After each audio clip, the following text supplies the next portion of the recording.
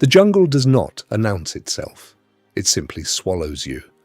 Somewhere in the green dark, leaves shift without wind. A surface breaks without sound. And three animals move through it all, not hoping to survive, but built to dominate. This is their world. Every shadow belongs to something. The African rainforest operates on a different set of rules. Visibility drops to a few meters in every direction. The canopy above filters light into fragments, throwing the forest floor into a patchwork of gold and shadow. Rivers cut through the undergrowth, dark and slow-moving, their banks worn smooth by 10,000 crossings. Humidity presses down on everything. This is not one environment, it is many layered on top of each other. The canopy belongs to one set of animals, the mid-level branches to another, the undergrowth and the river edges to others still. Every layer is a hunting ground. Every layer is also a killing ground. Three animals have mastered it. The leopard works in silence and shadow, moving through trees and dense brush with a precision that borders on the impossible. The crocodile controls the water, motionless for hours, waiting for the single moment when patience becomes violence. And the gorilla, though not a hunter, is something the jungle's predators have learned to respect. Its survival is not built on speed or stealth, it is built on power, intelligence, and the willingness to stand its ground. None of them are safe here. All of them have found a way to rule. Before dawn, the leopard is already moving. She weighs 60 kilograms, but pressed flat against a branch 12 meters above the forest floor, she weighs nothing at all.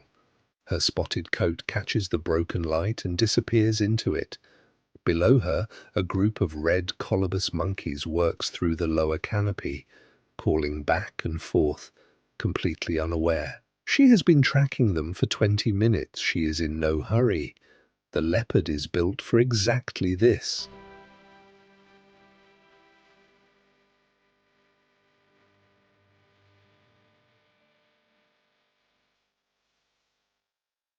Her rosette patterning was designed by millions of years of selection pressure in exactly these conditions: dappled light, dense foliage, the constant visual noise of a living forest.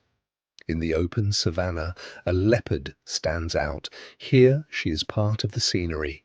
Her prey does not see her because there is nothing to see. Just branches, just leaves, just shadow. She begins to descend, one limb at a time, weight transferred slowly, claws gripping bark without sound. 15 meters, 10. The monkey shifts slightly. She freezes, waits. They settle. She keeps moving.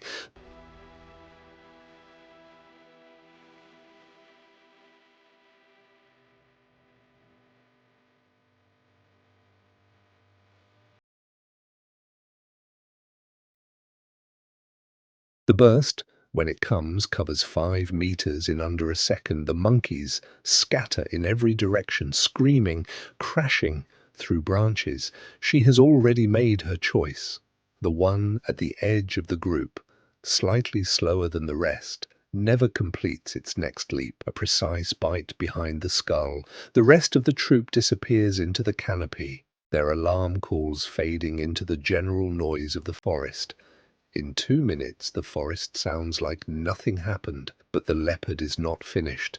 She has a larger problem now. The forest is full of animals that want what she has. Hyenas can smell blood across kilometers. Other predators move through the same undergrowth.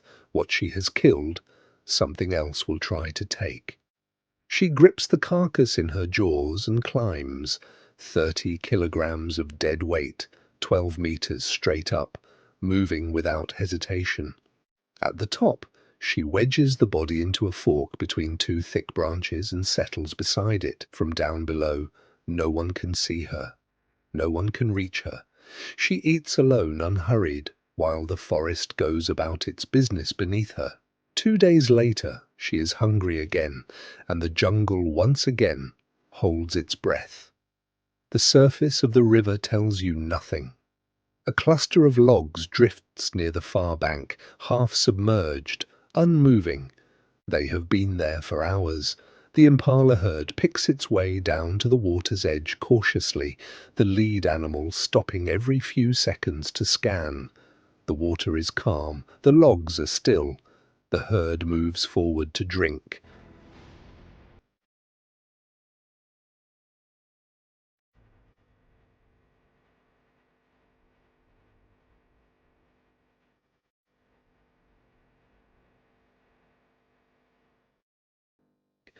One of the logs is breathing. The Nile crocodile has been waiting since before the herd appeared. She weighs over 500 kilograms and has been a predator in this river for more than 40 years. She has learned that patience is not a strategy. It is the strategy. Nothing she does, no chase, no display, no territorial conflict matters more than this. The ability to stay completely still while everything inside her is ready to explode. The impala at the water's edge lowers its head. Its hooves are at the waterline. Behind it, the rest of the herd crowds forward. The crocodile moves. The lunge covers 3 meters in a fraction of a second, jaws opening wide, body propelling out of the water with shocking force. The impala has no time. The jaws close around its foreleg, and the river takes them both.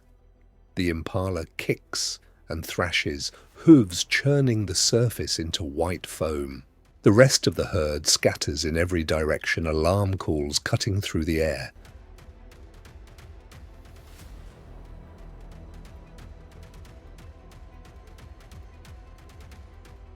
Underwater, the crocodile rolls. This is the death roll, a full rotation of her entire body, used to disorient, to tear, and to drown. The impala cannot find air, it cannot find ground, it cannot find anything except dark water and the pressure of 500 kilograms spinning around it. In less than 2 minutes, the surface goes still again. The crocodile feeds slowly, methodically, tearing pieces away and swallowing without chewing. Nearby, 2 other crocodiles move in from the bank, drawn by the disturbance. She lets them approach to a point, then swings her tail in a slow arc. They stop.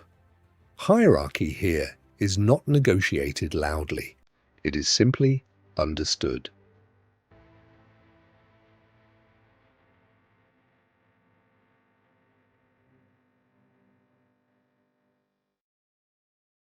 By afternoon, she is back in position near the bank.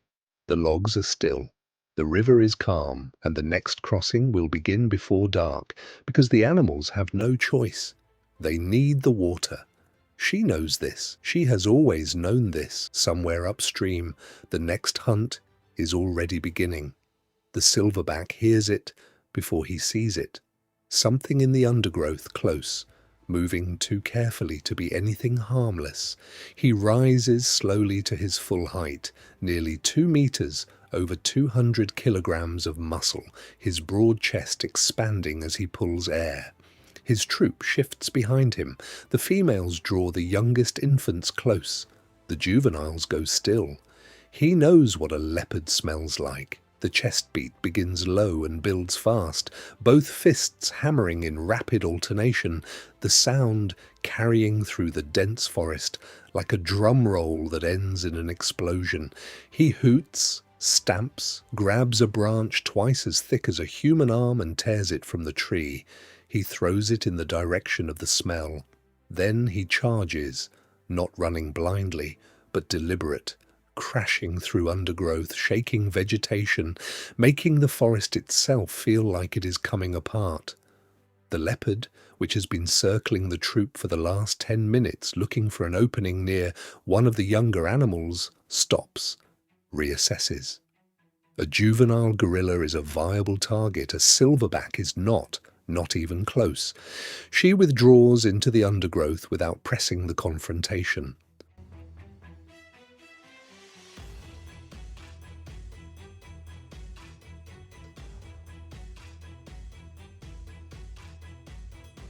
The silverback stands at the edge of the clearing for a long moment, breathing hard, scanning.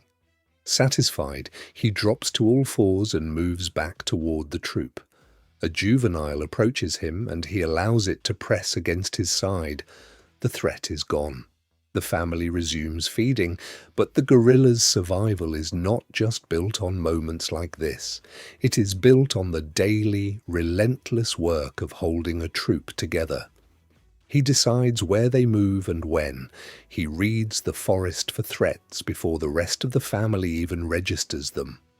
When rival males challenge his authority, he meets them directly, using size, sound, and confidence to resolve the confrontation before it turns into something costly.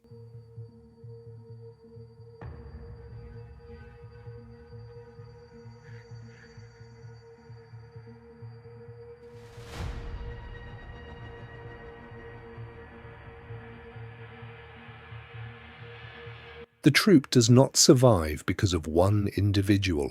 It survives because every member knows their role, watches the right direction, and trusts the silverback to answer what they cannot handle themselves. In a forest full of things that will kill you, that kind of coordination is its own kind of power.